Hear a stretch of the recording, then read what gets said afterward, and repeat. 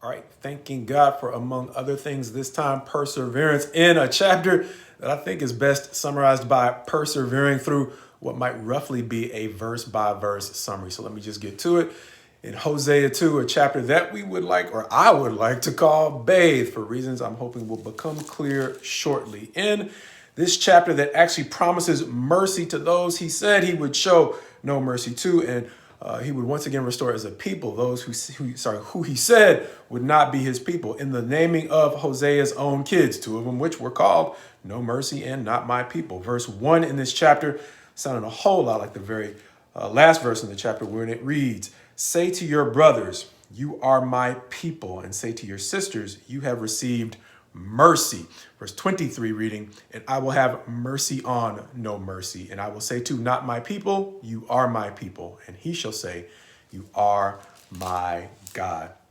As we recognize from time to time, when the Bible gives us a silver lining, we would be wise to go on and understand what does that really look like, especially when he gives us details about what that actually looks like. Understanding that in this chapter, he is going to say, plead with your mother, however, because she is still on a what we would call an otherwise reckless path. Specifically in verse 3, one that is provoking him to potentially expose what she has been doing. By the time we get to verse 10, he's going to say it again as a metaphor for what's going on in the entire book of Hosea. Those she has been whoring around with are going to be embarrassed enough to want to have nothing to do with her. And so he's saying, plead with her before those days come. Understanding that in verse 4, he's going to say that even though he has promised to have mercy, and that's still going to happen, even the kids that he is promising to have mercy on are still in danger, because there is another term that's almost as bad, if not worse, than whoring in the Bible. It's called worthlessness. And it seems that the things that she is doing is instilling the kind of character in her kids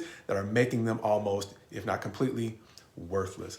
Going on, he is going to say that she is in a condition where she seems to be driven almost exclusively by her appetite, something that Paul is going to warn again, as we say from time to time in Philippians, leads even New Testament believers to a path that ends in destruction. And so in verse 6, he's saying he's going to build a hedge around her, which caused me some confusion because most of the Bible is devoted to helping us understand our free will and how to use it responsibly. This seems like an intervention where in our society, our culture, we'd have somebody put into detox so that they can be restored to their normal senses or ability to use the kinds of senses that they would ordinarily have if they were not enslaved to their cravings. And so in verse 7 is going to say that she then is going to seem to wake up and say, I will go and return to my first husband for it was better for me then than now. Understanding that the hedge in verse 6 seems to have worked as she comes back to her senses.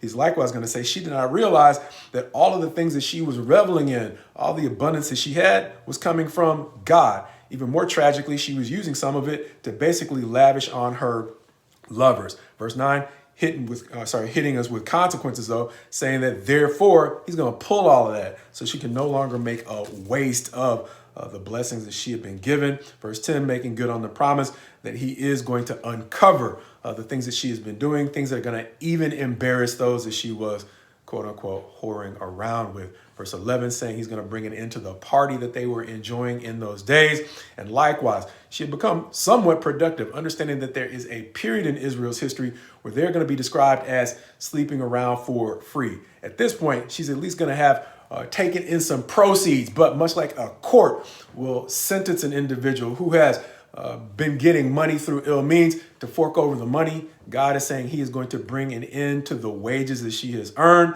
through ill means. Verse 13 saying he is likewise going to hold her accountable for her broken vows, meaning representing that she was the people of God as Israel while she was really about something else this entire time, or at least during this period.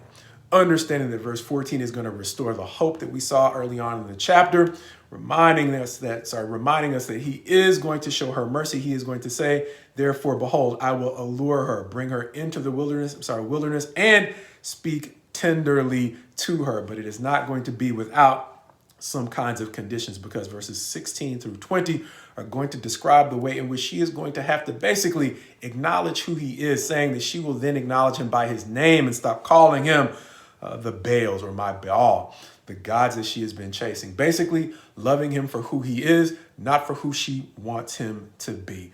Likewise, she's going to have to take on the kind of character that will no longer drive even the wicked away from her, saying in verse 19, and I will betroth you to me forever. I will betroth you to me in righteousness and in justice, in steadfast love and in mercy.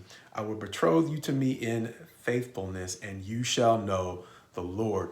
Understanding that faithfulness is a term that David seemed to use over and over again in the Psalms, when we illustrated by saying, if you wrote a book but had somebody take a sentence out of that book to only mischaracterize not only what you wrote, but what you were intending to do through that book, that would be an unfaithful representation of what you wrote and what you were about. Likewise, Hosea chapter 2, and quite possibly the entire book of Hosea, seems to describe another period in Israel's history where God's people had become an unfaithful representation of what God is actually about.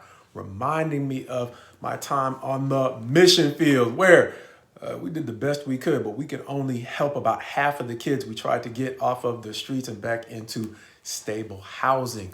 One of them, one of the oldest, had been living on his own for so long that it was tough to get him to adopt some of the principles that we have found were effective for getting kids back into a healthy environment. And so when he would play outside, we known him for about a year or two, and it was quite normal to see all the kids playing around. But when he came indoors, he had gotten to an age where he was smelling pretty strong, and it was hard to get him to understand the need to bathe.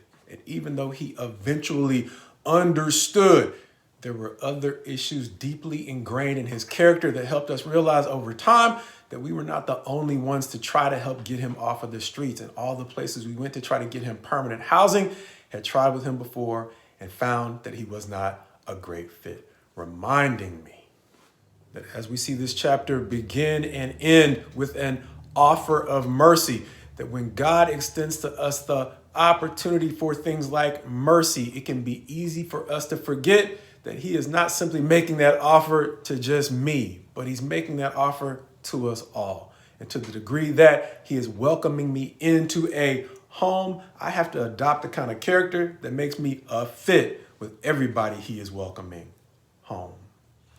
And so when Jesus describes things like baptism being the point at which God adds us to his family, as Paul will make clear, he is not talking about simply removing dirt from the body, something that the Apostle Peter will make clear, but he is talking about removing the parts of our character that, whether we still smell them or not, still represent an offensive odor to God. Something we've seen before, quite possibly get another perspective on here in the book of Hosea.